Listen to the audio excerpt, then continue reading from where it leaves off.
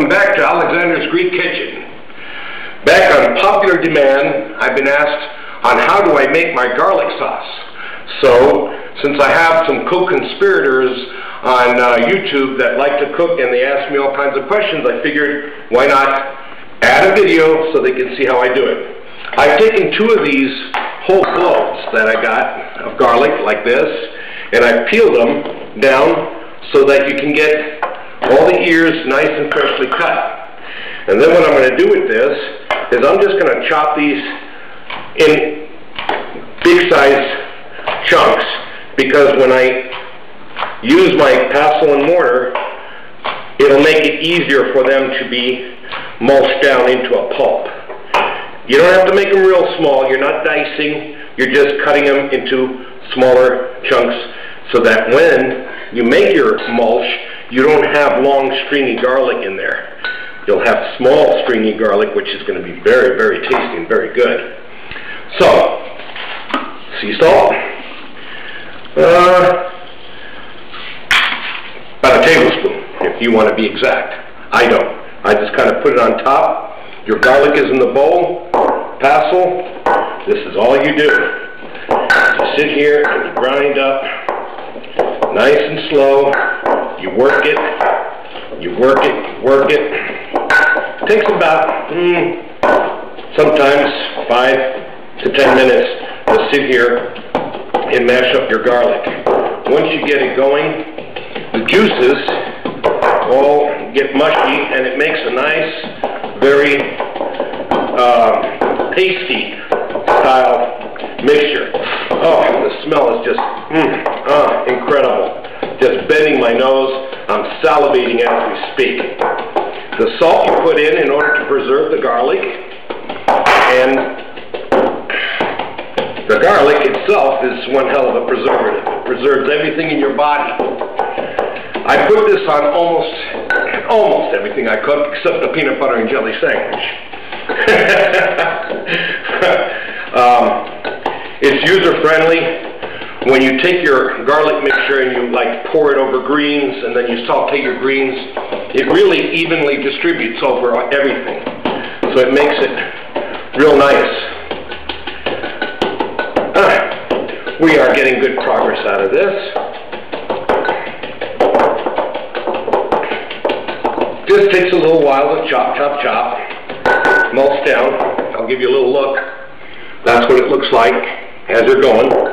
And it's going to get even more so into a paste, whereas you won't see any noticeable chunks of garlic anymore. It's well worth the panting and the energy you're going to put into this. Also, what I like to do is, after I'm done with this, and I got my mixture all set in my jar, and I pour my filtered water in, I like to take ginger and peel it and then shred it fine and get some ginger and add it to my mixture too, so therefore I have a garlic ginger. The properties of ginger are also very, very healthy for you and very good for you. This garlic here should last, at least a month and a half in your fridge, not a problem. There's nothing to spoil.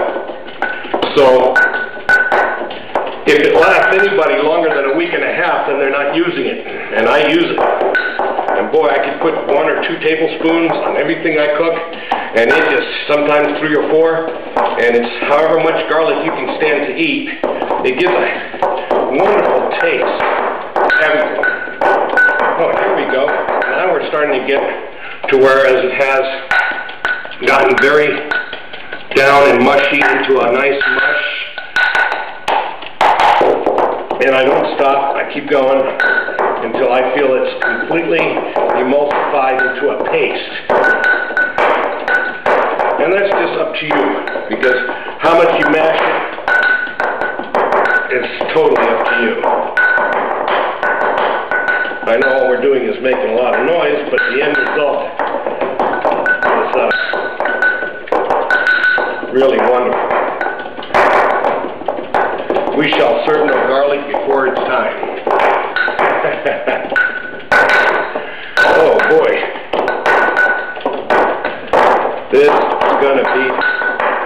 something else.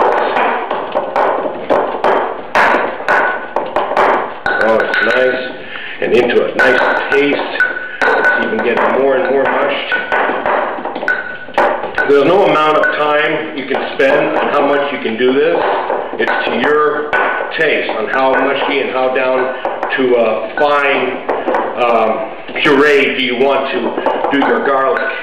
If you don't mind having little clumps of garlic in your food, you know, like when you're cooking, then you can stop now. But it all depends on how you like to eat your garlic and also put it in your cooking. The more finer you get it, the more the garlic disappears, but the taste stays. So you can almost, I put it in soups, or fish, everything, anything, lamb, chicken, beef, pork, vegetables. The only thing I haven't made is the garlic ice cream yet. Oh, we're getting down to a nice, real nice mush now. It is, if you can want to see it, it's a nice mush. And this is about when I sort of kind of stop and transfer it to the jar.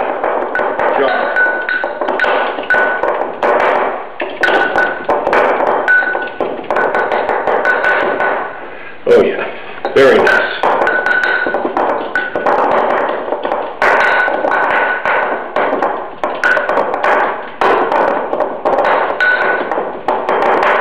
Very nice. Take the excess off my stone. Take it with a spoon out of the bowl into a jar. Nice. You see how the texture is? It's a paste, a mulchy paste. And not to want to waste any part of it. I try to, it's real sticky because garlic has a sticky property to it. Try to get it all off the bowl here. And then once I have most of it in, take my water. I'll go up about 3/4 of the way. Stop. Then I'll mix my garlic in the water. Oh, yum, yum, yum, yum. There's nothing in this jar that could harm you. Nothing at all.